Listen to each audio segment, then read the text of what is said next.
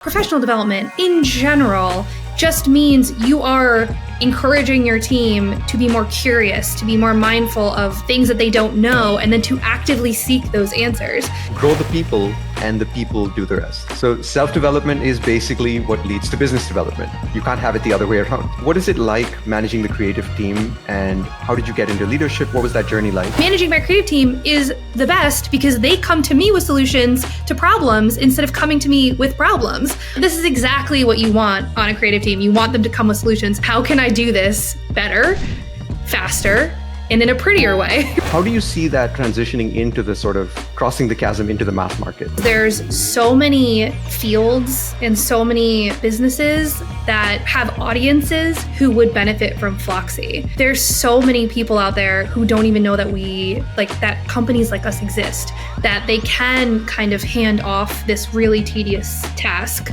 maybe of creating consistent marketing materials that are on brand, that are high quality, that are custom, and it is made just for you.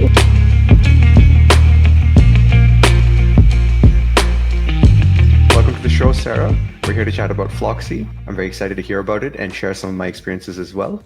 Briefly, could you just tell us about yourself and Flocksy? Yeah, I am Sarah. I am the head of creative marketing and partnerships at Flocksy. At Flocksy, we offer unlimited content creation that helps all brands and businesses of all sizes scale. I look forward to our conversation. So what does Flocksy do for creatives?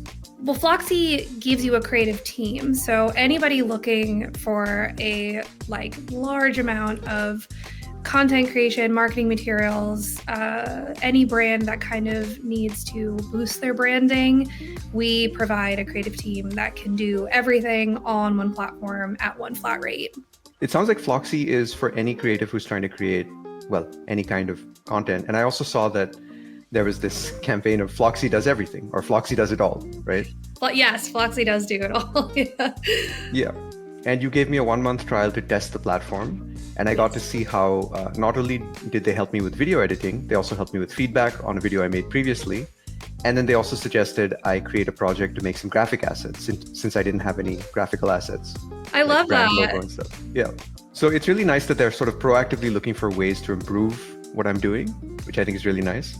Yeah, we have the top 2% of talent at our company. Our professionals are vetted and they're all incredible. We're quite a close-knit community. And our creatives come from, everywhere. Some of them are movie producers, some are, and they're doing video editing for Flocksy. Some are bloggers, content creators of their own, micro-influencers. So they are really in tune with digital marketing themselves. So not only are they graphic designers, video editors, writers, they're also on the cutting edge of knowing what's trending, knowing how to build a brand, because some of them have built their own brands, using all of the latest AI tools that they can to really just make projects shine. I think I was chatting with Carla and Javier. Yes. Javier on the graphic design stuff, Carla on the video editing. Yeah, I love Carla. Yeah, with Carla, we were discussing YouTube, retention. Slowly, all this stuff started coming back to me because I hadn't edited a video since October. Yeah. But then it was really nice to see the process of getting back into it. So that was a lot of fun.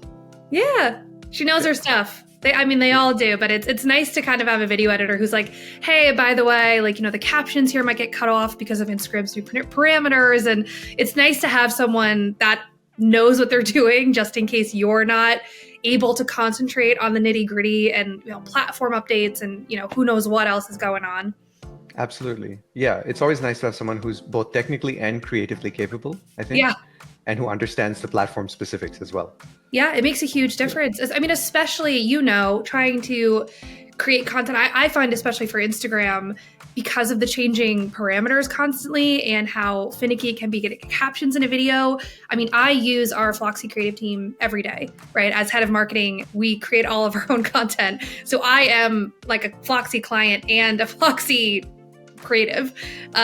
So I use their services every day, and I lean on them a lot to say, hey, I want to get this video done. What parameters do I have to use now to get an image on Instagram that isn't going to look weird or cut off or stretched out? So I lean on them a lot, and it is nice that our clients can kind of ask those questions. And you mentioned the kind of culture Flocksy is trying to build for its flock, right? Yeah. So what are the specifics of that? I'm curious. We are all 100% remote, right? So we are all over the United States, and we have clients from all over the world. We have clients in Australia, United States, South America, London. I think we have a couple in Ireland. We're kind of everywhere. That being said, we really get to know the clients and each other. So we have a really close-knit community at Flocksy. We are constantly in contact vis-a-vis, Slack and messaging, and we've all gotten to know each other quite well. And on top of that, our creatives work in teams for the clients. So a client can kind of handpick their creative team. So say, for example, you worked with a creator on this video that you really enjoyed working with, which it sounds like you did, you could request that same creative to work on your next video. So you go, oh, I really liked working with this creative. On my next YouTube video, I'm going to request that creative work with me again.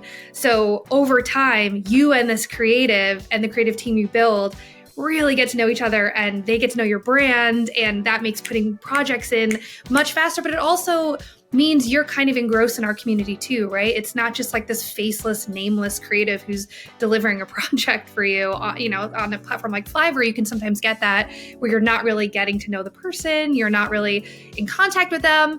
And you know that firsthand, right? You're kind of talking to them throughout the day, and they're giving you updates every day on what's going on.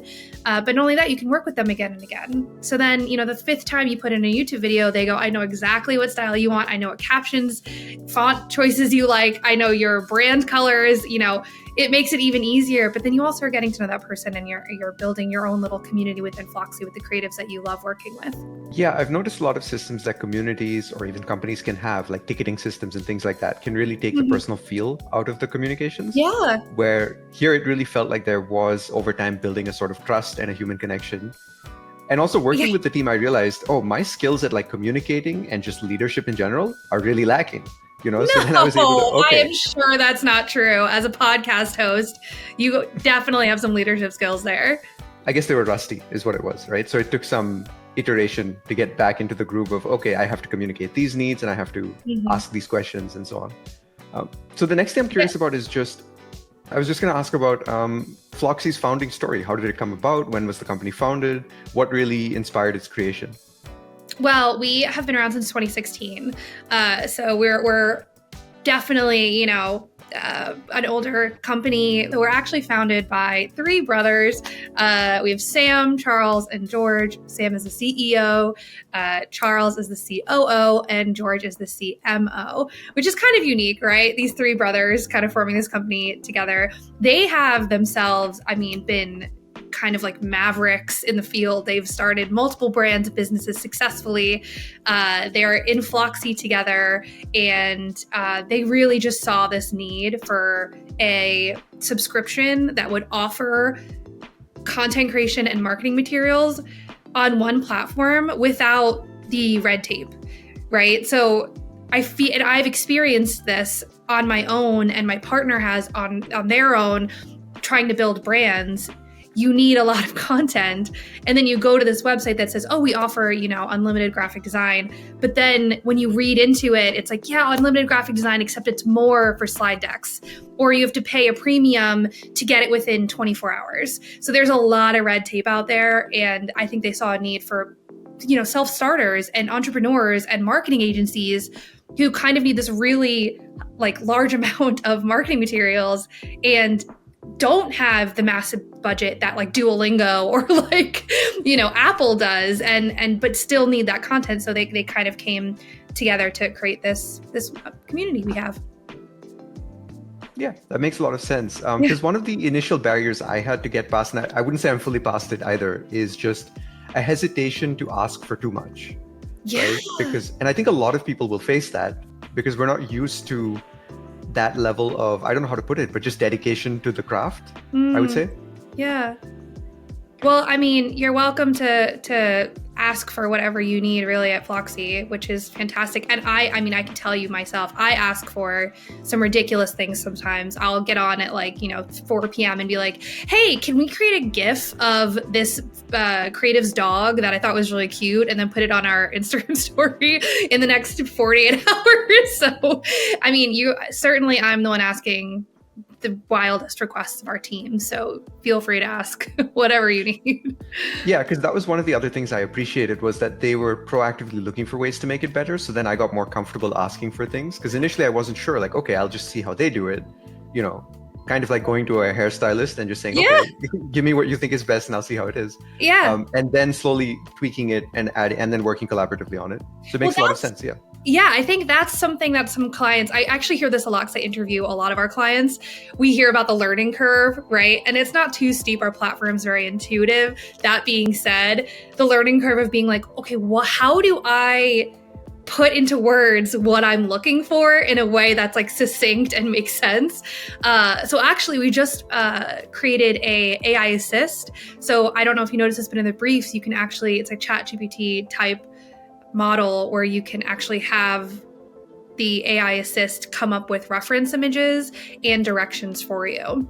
Because writing the brief you're exactly right, it is a difficult thing to do, especially if you're new to it or you're rusty or you're just like new to a platform like that. It can be tricky to get your idea out in front of the creatives and go, here's what I'm looking for. Can you do it like this? And then, hope for the best, really. But our AI assist does make it a little bit easier to kind of help you generate those ideas and what you might need.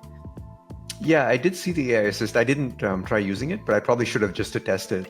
I was just going to say, I think it's really cool that you're integrating the AI tools, because the reality is they're going to be everywhere. They already are. Yeah. And also, I think they're kind of like calculators in the sense that they're there to augment our creativity, augment what we're looking to do, and help us figure out how to achieve what we want.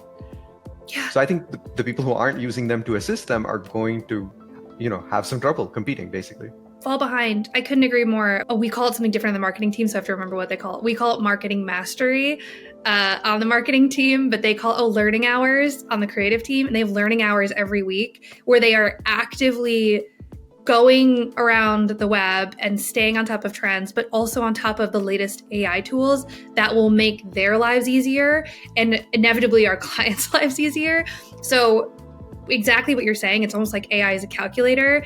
It should be there to make things easier and more productive and speed up turnaround times. It should not be there for the creative aspect of it, right? Because it doesn't do creativity very well. It's very easy to spot AI art on like places like Facebook where they're trying to pass it off as like a real image or a real piece of art. It's very easy to kind of tell that a human did not touch that.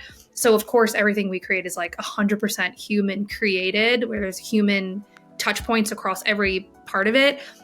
But we're using AI to speed up the process of creating these pieces of content, which is what it's there for. It's there to make everyone's lives easier in the ways it can. And the other thing I realized is AI will start connecting people more and more across the world and start to help overcome language barriers. Yes. And that way, language won't be a barrier and it'll just be about ideas and actual creativity.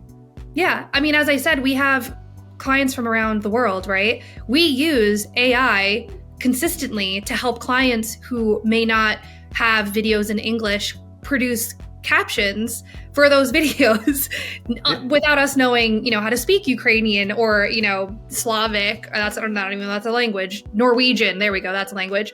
So we're doing that all the time. We actually offer Spanish services because we have some team members who are Spanish speaking. So they can actually do that just because they are fluent in Spanish and English. That being said, we use AI to create videos and graphic design posts. I just was looking through a series of Instagram ads created in Polish the other day for a client, and they're using AI tools to make sure that their grammar is correct. So you're exactly right. I couldn't agree more. Yeah, it makes a lot of sense. I mean, I remember Mr. Beast was talking about how he realized that English-speaking audiences were a minority of his entire global audience, and so he started getting the videos dubbed in other languages. And he would, for example, hire the actor of Spider-Man, the voice actor of Spider-Man in Spanish, to dub the videos, and that would create like people would go like, "Oh, I recognize that voice." That's amazing. And I love that. he was able to capture a whole bunch of audience. And I think more and more creators are going to realize that English is kind of the minority language when you compare to everything.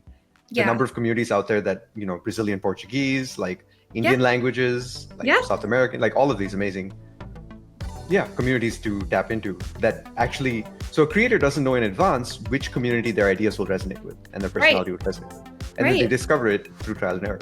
Yeah. And then you have a platform like Flocksy that's able to go, oh, you need your videos captioned in English, Dutch, and Spanish. We got you.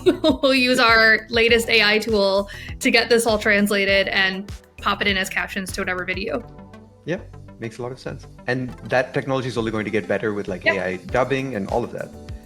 Yeah. I mean, we use AI voiceovers when clients go, I really would like this actually read aloud, and I don't want to use my voice for it. And we're like, oh, no worries. We'll use our AI, voiceover program to get that in your video. That's a huge game changer as well. We do have voiceover artists on staff at Flocksy if you want that. But if you are just like, I need this within the next 2 hours, like there you go. You have an AI voiceover created for you in minutes. A lot of YouTubers now are creating like faceless channels, right? Where they don't have their face, they don't have their voice, but the content speaks for itself. And then they use AI tools to actually present that. So switching tacks, what are the main challenges Flocksy has overcome as a business, and then what's on the horizon?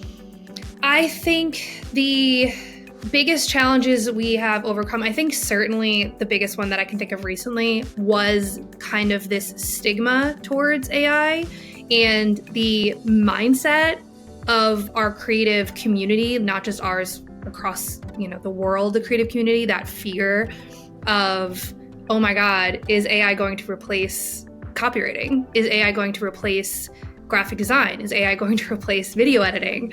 And I think that was something that a lot of companies like ours were maybe at the beginning slightly fearful of, right? Like, are we going to become obsolete because, all these brands are going to go to Midjourney to get their social media ads created for them? And what we found, I mean, I'm sure you can attest this because there's some hilarious stuff online of just like AI fail things, is one, AI does not do creativity well. It's not good at it. It doesn't have human instinct. It can't write humor or sarcasm or, that sort of thing. So it doesn't do creative well. It doesn't do long form copy well. It doesn't do anything humorous or witty well. And it is difficult to get AI to do what you want it to do. That is a learned skill in and of itself. I had to teach myself how to write good ChatGPT prompts to actually get the end result I was looking for. So it's like two-pronged there, where brands, one, the ones that are using AI, Google is scanning it and catching it, and it's not going to get the reach it should. It's getting caught on socials. It's not going to get the reach it should. It's visibly not touched by a human, and people don't like that. They want their content to be authentic. So the brands that are doing that are not going to do well if they're only relying on AI, right? That's not, you need to have some sort of human touch point there. And then on top of that, they don't have the time to teach themselves how to use these platforms because there is a learning curve to them. You do kind of have to like what we're doing at Flocksy, you have to dedicate time to going, okay, here's a new tool. How do I actually use this effectively without, me just using it and producing the opposite of what I'm looking for, or things that are not actually good. So I think that was a challenge that we had, was to kind of our clients and our creative team and people around the world were all having this moment of, oh my God, is this going to be what replaces humans creating content? And the answer is no. So that was a big challenge. But now we're realizing like, oh, we just have to use the tools that are helpful. Our team knows how to use them perfectly. So if you were to go on and go, hey, can you actually create like 12 ChatGPT prompts that would help me create 12 captions for my next, couple YouTube videos, we could do that for you because we've been studying how to get those prompts in the best way, fastest way, most accurate way possible. Awesome. Yeah. So does that answer both pieces of the question? Basically the challenges you've overcome and then also the challenges on the horizon?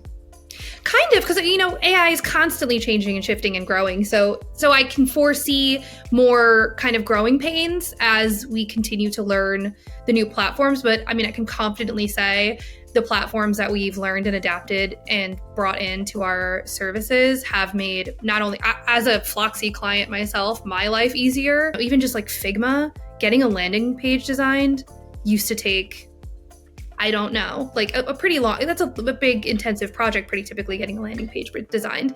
Now we're using these AI tools that my team just created a landing page in like 24 hours with all the copy, with all the designs.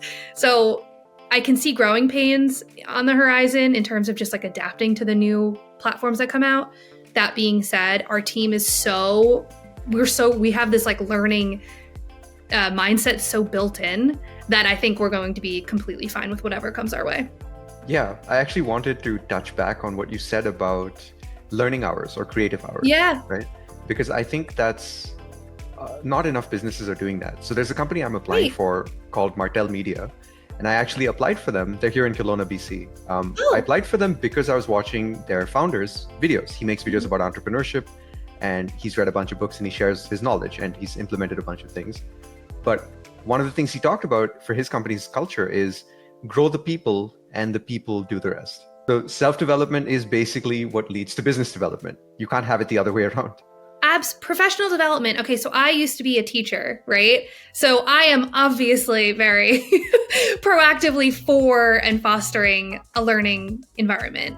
But professional development in general just means you are encouraging your team to be more curious, to be more mindful of things that they don't know, and then to actively seek those answers. So you're encouraging a growth mindset amongst your team, which is only going to positively impact your clients and yourself, right? Like, it is so nice to manage a team. I manage our creative team, and managing my creative team is the best because they come to me with solutions to problems instead of coming to me with problems. They'll go, hey, we found this, this, and this, but I already found this tool that I think would like kind of help. And do you think and I'm like, this is exactly what you want on a creative team. You want them to come with solutions. Just like you said you didn't have any graphic pre-branded graphics. And, our team was like, hey, just so you know, we can do this and it might help. So here's a solution if you want to take it. That growth mindset is something that is ingrained in Flocksy's community. And I agree with you. I don't know why more brands are not encouraging this. We have learning hours. We even have master classes that our own creative team teaches to each other. So say one creative is super good at Blender and really knows how to do a lot of that like 3D type video creation. That creative will then host a masterclass, and the rest of our creative team will sit in and get taught by their peer this program, and it's wonderful to see because then they're teaching each other, they're growing, we're all trying to grow at Flocksy, not only scale our brands that we work with, but grow it within our own company constantly. Yeah. Absolutely, especially because teaching is just one of the best ways to learn something. 100%. I found that to be true over and over again. Yeah. So giving people an opportunity to teach each other or creating that environment and that culture where that's, encouraged, I think it also becomes very influential and inspirational to clients who can kind of feel that, right? They can absorb that, and then they're more inspired when they're doing their work. On the topic of outcomes or like sort of the ownership that people come to you with solutions, that's something Dan Martell had also talked about. He basically said like a lot of entrepreneurs start out focusing on assigning tasks, and a lot of employees also start out thinking, oh, I need to ask what are my tasks. But then he said you have to switch to an outcome-based focus, and the idea that you shouldn't hire people to tell them what to do. You should hire people so they can tell you what to do. Yeah. So he shared this story of like, okay, telling an employee, okay, now you own Instagram. What should we do with Instagram? I don't know. You tell me. You find out and come back to me. And he had this 1-3-1 framework, basically like one specific problem. So define the problem well, 3 viable solutions, and then 1 recommendation from those 3. And even though I'm not leading anyone, I realized by learning his stuff, I was able to ask better questions of the people who might be leading me, and then set better definitions of problems and solve problems for myself. So I realized all good leadership also starts with self-leadership. What is it like managing the creative team, and how did you get into leadership? What was that journey like? And if you're giving advice to sort of an entrepreneur on that path, what advice would you give them to get started? I think it can be very scary. So I obviously had a career shift, right? And I think I shifted my career in my like very late 20s, very early 30s, and that can be very scary. It can be very daunting to leave a field that you feel comfortable in. And I think my biggest advice I could give to any entrepreneur or any self-starter or any brand owner who is looking to kind of pivot and maybe do something different or just change the way they've been doing things is to take the leap, which I know a lot of people hear, that's not, brand new quote, but take the leap in a smart direction, right? I think there's a lot of people out there going like, quit your job, do what you want, follow your heart. It's all going to work out. It might not, right? So there's ways to be bold and be brave while also making educated guesses about where you should be leaping. Research the direction you're leaping in. Know what you're leaping into. If you have your expectations set and you know what you're jumping into, you will be fine and it will work out. If you just blindly jump in a direction away from what you know, it's going to be 10 times more scary and it's going to be a lot harder. So, my biggest advice is to definitely take the leap, but look where you're jumping and make sure that the direction you're jumping is something that you're comfortable with because it's going to be scary and you need to, know what to face. When I was a teacher for, I think almost 10 years. And I just got totally burnt out. I taught all through the pandemic. I've taught internationally. I taught in New York City. And I could feel myself becoming the type of teacher that I didn't want to be. And I know a lot of people know exactly, can picture in their head a teacher that was just should not have been teaching and was burnt out. And I wasn't there yet, but I could feel myself starting to dread going to work. And I didn't ever want to be that person for the kids. So I shifted and I love what I do now. I'm a very creative person. I think all teachers are very creative. As a teacher, you are creating content every single day, all day. You're creating, especially as I was an elementary school teacher, I was creating lesson plans that were engaging. I knew how to keep children's attention. It is very similar with adults, right? It's the same kind of concepts with how to keep an adult's attention as, opposed to a kid, which is funny. But I love what I do. I love to be creative. I love working with the creative team at Flocksy. They are every single day, they blow me away with what they can create.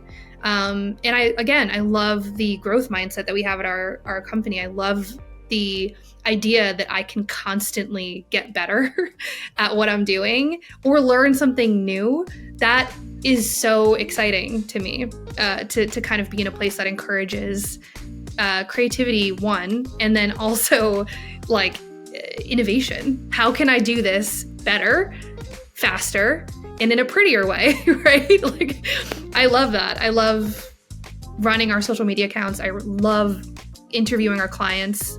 And it's easy to interview clients because our clients love us. And that's really nice to meet with somebody who's just like, you have kept me from going on burnout, right? Like someone who's like, this company is something to be grateful for. What a rewarding job to be meeting with people who genuinely are really grateful for our services. It's lovely. I think that's basically how I felt about the podcast after a while. So yeah. When I went into it, I knew, okay, I should be willing to do this for like 3 to 5 years without making any money. Mm-hmm. And as long as I go in with those expectations, like you said, right, researching it, knowing what to expect, then it's much easier to deal with the sort of the difficult days, the bad days, the days when it's like, oh, why am I doing this? Yeah. In the process, I met some amazing people. I realized, so one person I interviewed him, he was a League of Legends coach and he had been a professional player previously. I love that. Yeah, and he was from Sweden. And then after our interview, the next day he texted me and he said that his dad had texted him and said that he saw his son in a different light. Like he understood him better as a person because of that interview. Wow. And so I didn't expect that to come out of the podcast, but I went into that and I realized, oh, that's some of the value that this can create. So I think the other piece of advice I'd add to what you said is just expect to be surprised by where the value comes from, where the fulfillment comes from. I love that you got a text from a dad. That is such a sweet story. And that just kept happening. Like I realized, oh, if I can have an impact on families around the world and I can have this positive connection with them in some way, then it doesn't really matter how much money I make, as long as it's like relatively sustainable and I can do that for a lifetime.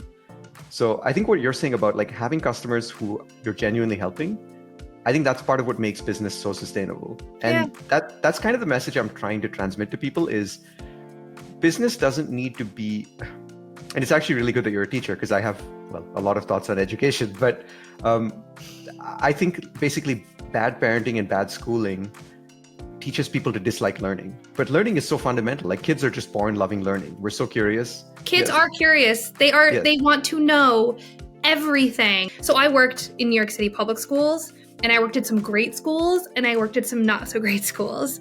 And I have exactly what you're saying, seen that kind of curiosity drained out of them because they're taught to only be curious about certain things and in certain ways and safely, which like obviously there are safe ways to learn things and safe ways for children to interact with each other and interact with the world. But when I went abroad and I taught internationally, the mindset is so different. It is so children-led. So you are literally following their lead in what they're curious on. And the way that they learn is so much more natural and engaging, and they're excited to come to class because they're like, I get to learn things that I am curious about today. And they're learning things without knowing they're learning them. They're learning through play and outside in nature. And it was so amazing to see it. And I can't agree more that kids are curious and that we should be prompting them. People are curious. Adults are curious. It's just some of us had that curiosity stripped away by, just improper schooling. Yeah, that's the main reason I didn't go to college. I just started working after high school because high school kind of crushed my curiosity. Yeah. And I had to rediscover it as an adult. And I think a lot of people go through that journey. Yes. And so the extension of that, I think, is that also sort of bad work cultures, bad bosses, bad workplaces also traumatize people against work. When actually I've been rediscovering that work is really fun, work is really enjoyable, but it, similar to education, just like your curiosity has to be a guide, I think kind of your skill set, your curiosity, your purpose has to be the guide for your work. And so it sounds like with Flocksy, you've built a team that's really living in alignment with that every day, rather than going against their values in what they do, which I find a lot of people just settle for jobs that, I don't know how to put it, but yeah, like you said, it drains them of curiosity. It doesn't align with their values. It's like they might wake up in 10 or 20 years and be like, why have I been doing this? I mean, how many teachers do you know that go to work and don't want to be doing that job? And I'm like, yeah, right. And I think a lot of it is like, obviously I live in America and there's like a whole ton of stuff going on right now, but it's just, I know so many teachers who just never gave themselves the chance to step back and reset because they think this is what they need to keep doing. And I'm like, you don't need to keep doing that, right? Just like you with entrepreneurs and self-starters, there might be somebody who loves, fitness and is like, I want to start my own gym or my own fitness brand or my own fitness app. But, I'm kind of in this safe cushion, but I'm not curious anymore. I'm not learning. I'm not growing. No part of me is, excited to do what I'm doing, and they're scared. And I totally understand that. I was very scared. It took me a while to make the leap that I did into marketing and into just, not being in a classroom every day. But I think you're exactly right. I think there's something to be said for following that path and taking that chance and finding your curiosity again. And I love looking at our social media analytics and then literally like being like detective, like Sherlock, and being like, why did this post do really well at this time on this day with this caption, with this, like, I love that. I think it's really interesting. So I've found something that makes me very curious. Or I'm like, okay, now I'm going to like look, at a competitor and what are they putting up and why is it working at this time? And how can I make little tweaks to reach more people and to get more people seeing our stuff. So I found a way to make myself curious. And it seems like you have as well, to kind of keep growing and becoming a new person. Yeah. And I think that's there for everyone, right? Yes. Everyone has access to that, but maybe it's just finding the little steps they can take today that will lead to that over time. And being patient with themselves, of course, right? It takes time and that's okay. Of course. But hopefully the journey is sort of self-fulfilling. Yeah. And there's a Yeah. lot of free stuff out there. Like, I mean, even Flocksy, like we have a massive library of free resources on our website for entrepreneurs and self-starters and brands and marketing agencies to take advantage of. And that exists everywhere, right? Like Google Analytics, one of the first free courses I ever took when I was prepping myself to take this leap was a free Google Analytics course because I needed to teach myself to do those things. I knew I wanted to get into marketing. I had never learned it before. There are things online and people like you who are out there going, hey, here's what I know. If you pay attention, you might pick up some things to help you on your journey. So there's people like you, there's companies like Flocksy, there's, companies like Google who put out these free courses. There's a lot of stuff out there. You just have to, start looking. Absolutely. Yeah. And for me, it's like I used to read Seth Godin books for fun, and I didn't even know they were marketing books. They just felt like storybooks to me. Mm-hmm. So I think that's how people will know when they found or they're following their curiosity, because it'll look like work to others, but it'll feel like play to them. Right? Yeah. Like I think anyone listening to you can tell that you love what you're doing. You love the analytics, you love what you found. To some other people, that might sound really boring, but that's okay. They can find the thing that's for them. Maybe the biggest driver for a service like Flocksy or any other kind of like outsourcing is realizing that whatever you don't like to do, there will be people who love to do it and they can work with you, and you can just focus on what you love. Video editing. I hate video editing. I don't have the patience. I can create, social media ads and Instagram content and TikTok content, YouTube content till the cows come home. I love doing this. I love talking to people, sitting at a computer for an hour and a half and making small edits to a video makes me want to lose my mind. The video team at Flocksy, I mean, they live for it. I interviewed someone recently and I was like, what do you, how do you stay inspired? Like, what do you do to keep your creativity up? Because it can be difficult being creative all day, right? Like, how do you keep staying inspired? And she was like, oh, there's movies on in the background all day. Like I just have movies on constantly. And then I'll get inspired by something I see and then recreate it. So she's constantly surrounded by video. And I was like, good for you, man. That's amazing. It's also realizing people work so differently, right? Like I ended up interviewing a bunch of people with ADHD, and many of them would talk about how they just worked better with music or a podcast playing while they work. And so that just kept them focused in some way. Yeah. So it's just interesting, everyone discovering their own way of working. So with video editing, what I found is I struggled at the beginning, and then it became more and more rewarding as I did it. And I think that's the thing with mastery. I think as you get better at something, there are more ways it can reward you in the moment. You can get shorter cycles of feedback positively. And that's why I think using the curiosity at first to motivate you and to get you deep enough that then, okay, it becomes intrinsically fulfilling. You're not just doing it for the end result. You're doing it for every few minutes of the inspiration. Or the person you interviewed, right? Having the videos on and then going oh, it'd be really fun to recreate that. Yeah. Figure out how to do that kind of edit. Yeah. And outsource where you can. If there is something you hate doing, find somebody who loves doing it, because then if they love it and it's ending up on your, landing page or socials or, marketing materials, it's visible when somebody has loved creating it. It is also visible when somebody has hated creating it. You can tell when someone's put something out and you're like, ooh, this person really struggled to get this done, So I think outsourcing, finding a company like Flocksy, I've interviewed clients, like I said, who were just I was spending hours creating ads for my clients as a marketer, as an agency, and I was not seeing my family. So I ended up hating what I was doing because I just was doing it too much. And once they joined Flocksy, they're like, I have my time back now, right? Not only am I able to focus on my own agency and my clients' marketing strategy, I now have time with my family. So I think it's also important to delegate where you can, right? Especially things like content creation that can become extremely overwhelming very fast. I had to learn that, okay, not only is it, because the idea of what I thought was even needed ballooned so quickly. It was okay, YouTube thumbnails, that's a whole subfield of its own. Yeah. The first 30 seconds retention in YouTube titles, all of that's a whole thing of its own. Yeah. And then the specifics of how I ask questions, that's a whole skill of its own. Mm-hmm. How well do I listen, right? I had that book, by Kate Murphy on listening.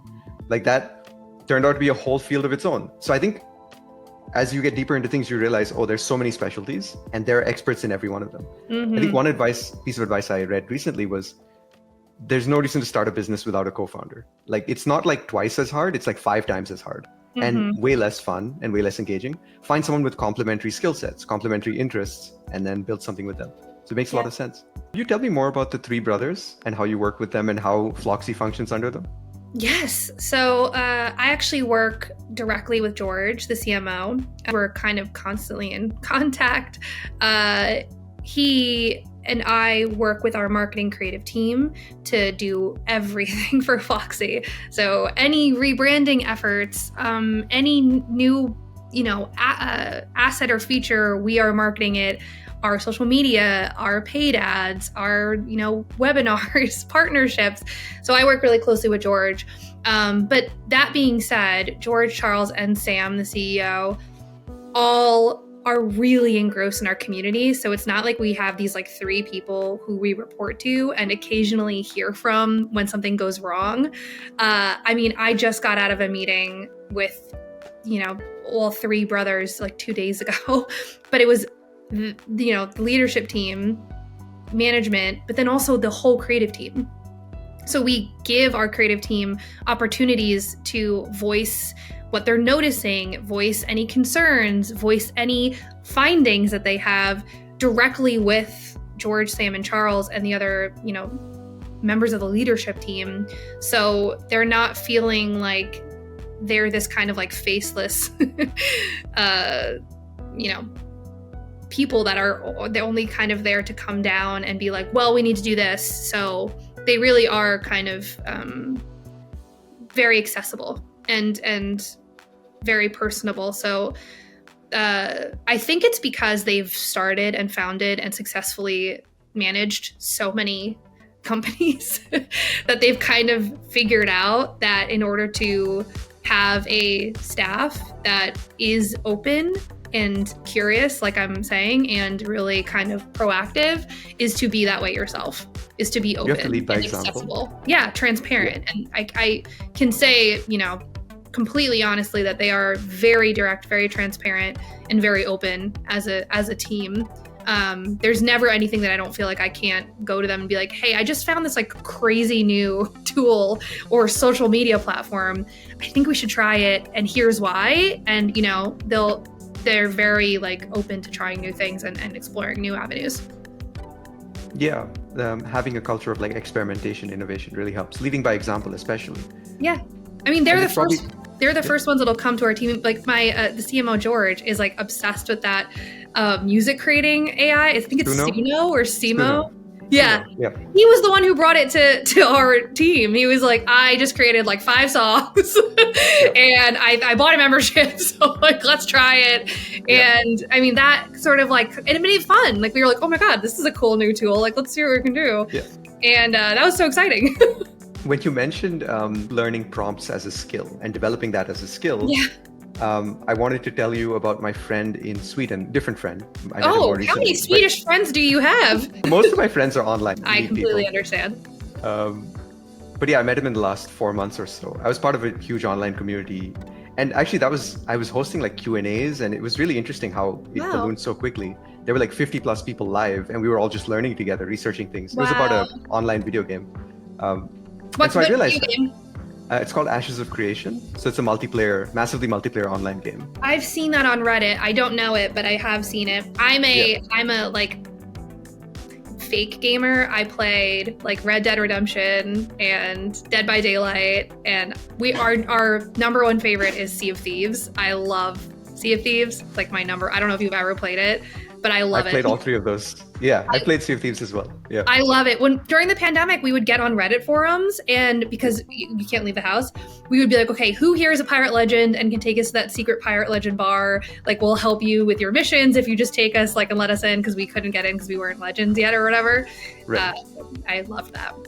Yeah, I think there's a lot of community aspects to video games, and I realized like people were putting in so much time voluntarily because they loved what they were doing. And part of my, my gears were turning of like, how can we make that something like, I'm thinking of, can I found like a volunteer-driven organization or something like that? Something I'm thinking about is how to bring homeschooling advancements to parents who are too busy to homeschool.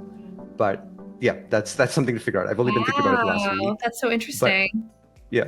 But so my Swedish friend, he basically uses Suno AI to make music, and he made a sea shanty based on this game. Funny that you mentioned Sea of Thieves. It was called Thor's Armada. I need to hear this. You have to email me this. I'll email it to you. I actually loved it because then me, him, and another friend, we were trying to like sing the song. We were working on a cover. It was really fun. And now, like, whenever I'm feeling down, I listen to that song and it's so good. And here's the thing. Sweet. Yeah, the thing is, it took him over 30 hours to make, from what I understand. He wrote the lyrics himself, and then he actually generated like hundreds of tunes and really like quickly eliminated the ones that didn't make sense and slowly narrowed it down. But that's what I think people just don't realize, how much depth there can be in using AI tools. Because he has become a master of it through just lots of experience, where me using the tool the first time, the songs I come up with are not going to be nearly as good. No, you really do have to learn how to use the programs, which again, a lot of content creators and brand owners don't have that time to teach themselves how to create a song. I mean, I went through the exact same thing when we were playing with Suno. It is difficult to figure out how to get it to do what you want it to do. It is very hard. And I now know, right? Your friend now knows, and that's a skill that you could market. I will help you create a song in 5 hours flat because I know how to use this platform and I know how to get this done lickety split, as opposed to spending, how many hours your friend spent trying to create a sea shanty.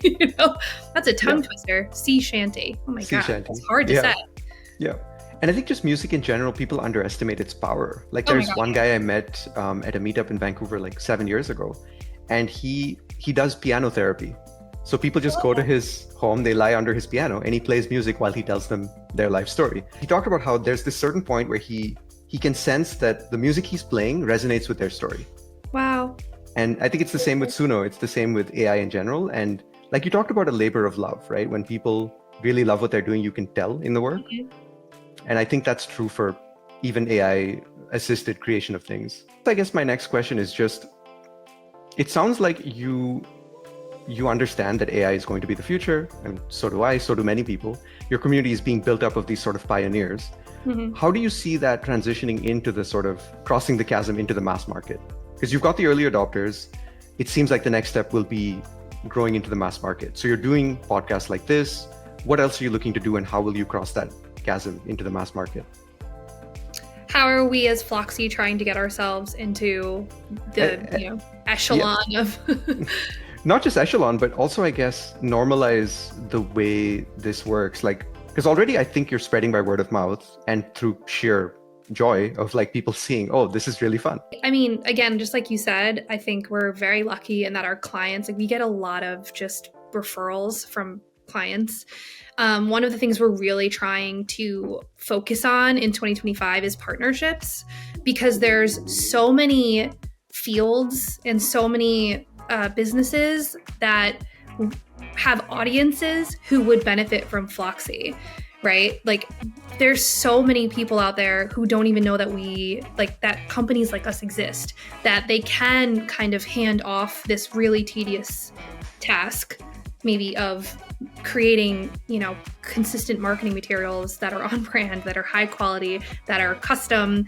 Because if you can use platforms like Canva, right? But it's time consuming, and the logo you create on Canva does not actually belong to you. It belongs to Canva. So a lot of people don't realize that is, that's written into their terms and conditions. So you create a logo on Canva, that logo is Canva's logo at the end of the day. You get a logo created by a custom illustrator at Flocksy, that's your logo. You own that logo, and it is made just for you. There's a lot of businesses and brands and communities out there that I think Flocksy could really help. So something we're really trying to focus on in 2025 to kind of bridge that gap is partnerships, because I think that is one of the things, as I keep mentioning, is that we love to grow and we help businesses scale really well. That's something we're very good at. And we like to grow with our clients. So finding a partner who we can work collaboratively with and grow alongside is only going to be beneficial to us, to that partner, and to their audience as they, learn that we have an extremely affordable content creation service that they can take advantage of to scale.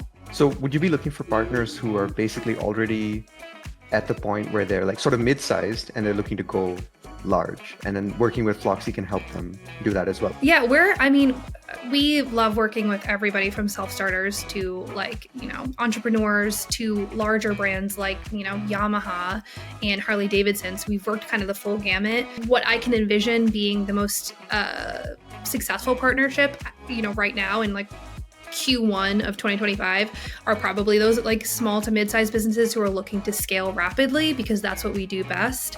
So yeah, I mean that sort of market is the best fit, but we work with everybody.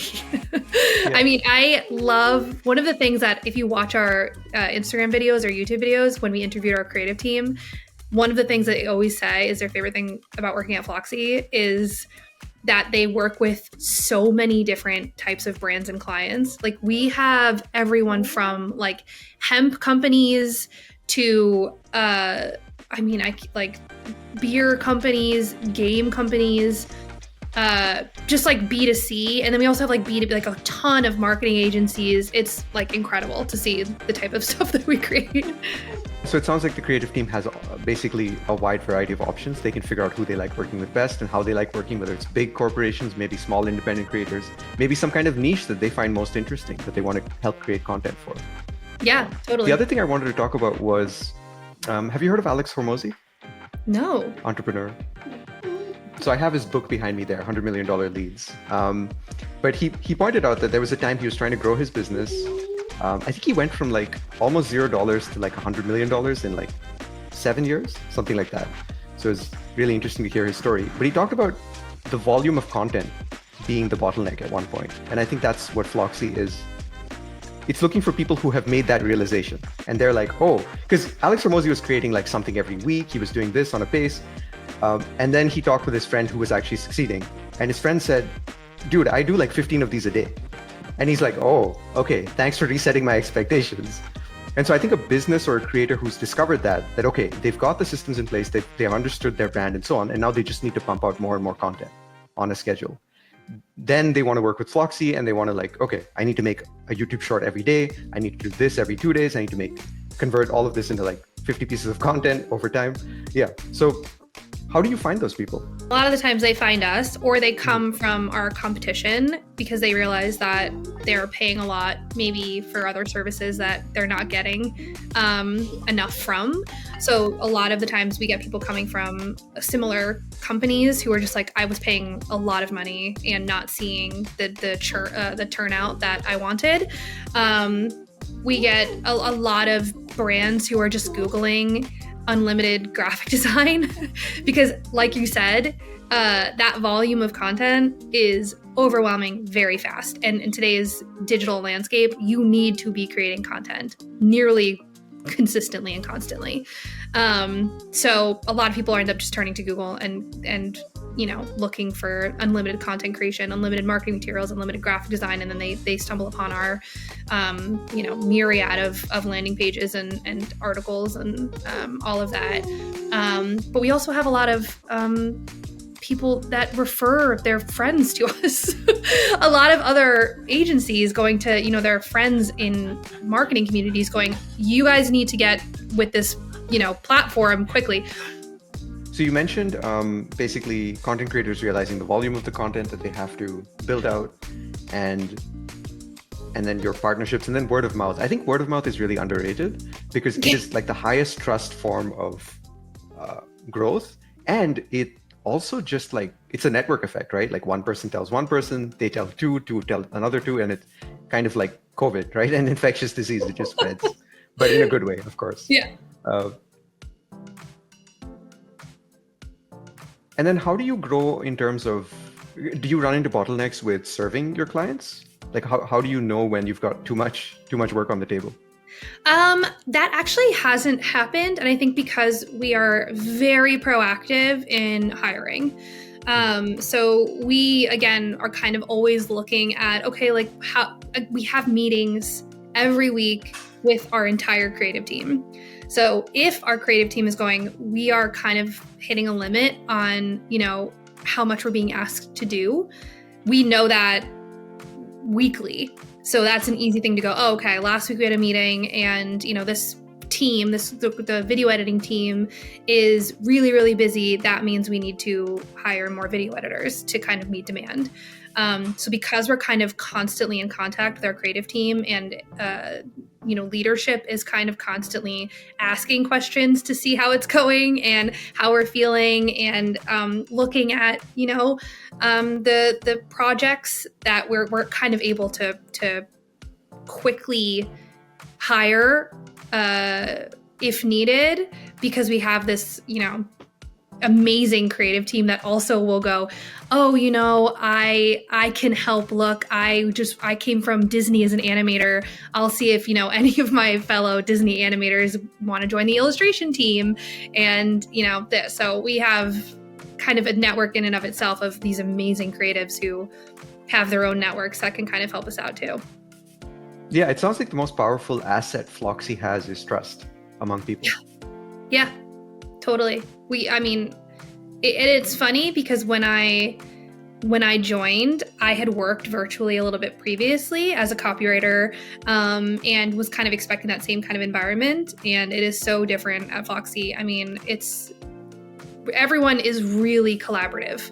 Everyone works together on a lot of things. If you need an asset, they'll help you find it. If I need something created, for a social media campaign, I have like an illustrator, a graphic designer, and a video editor who all work together to make sure that whatever I need is on brand. It's going to work in the video. It's going to be vectorized, properly so that they can animate it. So that it's kind of a constant team project. Yeah, it's really nice to hear that, because when I was part of that online community with the video game for about 3 months, I would ask for help and people would just jump in to help, and they would have ideas and technology. And at one point we had a team working on software, and I was just thinking, wow, we're doing this voluntarily for a video game, but it felt amazing. So I think when people find that they have a community or a company or a family, anything that supports them in that way and works collaboratively, there's nothing in life like it. And at that point you get, I don't know how to put it, but you get retention and loyalty beyond just pay, right? You can't put a price on those kinds of feelings, I guess, that kind of belongingness. Yeah, we have such low churn amongst our creative team. Our creatives are with us for, years because they love working at Flocksy. They love the clients that they work with. So like I said, like the clients can work with creatives repeatedly, and they end up like forming their own, relationships as a creative team. So they love working with their clients too. And they really feel, I think, trusted in their own creative visions, which is lovely. Yeah, they feel the autonomy. Yeah. They feel like, okay, they're experts in their field and their clients respect them. They're not just virtual mice and the client's telling them, well, move this here, move that there. It's like, no, they want the advice. And I think that's the best way to work with a creative as well. Yeah. And we are very much vet our creative team. Like I said, we have the top 2% of talent, which is also helpful because they're coming in to a community that's so proactive that we kind of make sure that anyone coming into that community isn't gonna slow anyone else down or be negative or judgmental. They need to be able to rely on each other, and we have to make sure that people we're hiring are reliable, and we really do make sure of that.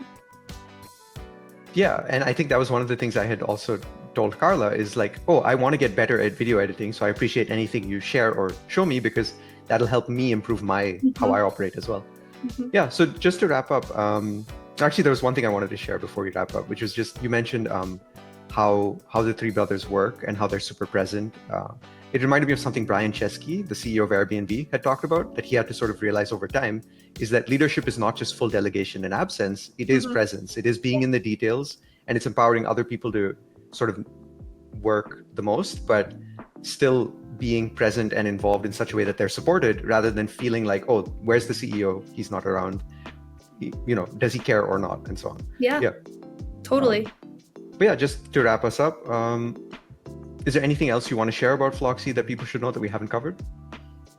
I mean, not that we haven't covered, but if you are a brand or business or a content creator and you are looking to scale, you are going to need a lot of content and a lot of marketing materials.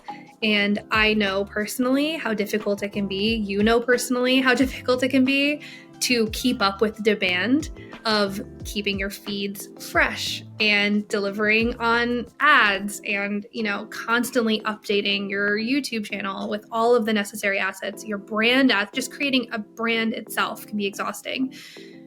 We are here to take that off of your plate and give you content that you can consistently trust is going to be on brand, high quality. And, you're going to work with a team of creatives who are going to get to know you and your brand in and out. So I think that, why not give us a try? We got a 14-day money back guarantee. So I welcome anyone to try us out and let me know, reach out to me. Let me know what you think. Just like you have. I mean, we love working with fellow content creators and growing alongside them. And we're excited to keep growing. Awesome. Yeah. Thank you, Sarah. And yeah, my experience with it has been great. I've never felt like pressured. I've always felt like, I can ask anything. I can learn anything. They've been proactive and so on. So yeah, I really appreciate it. That's great. Take care.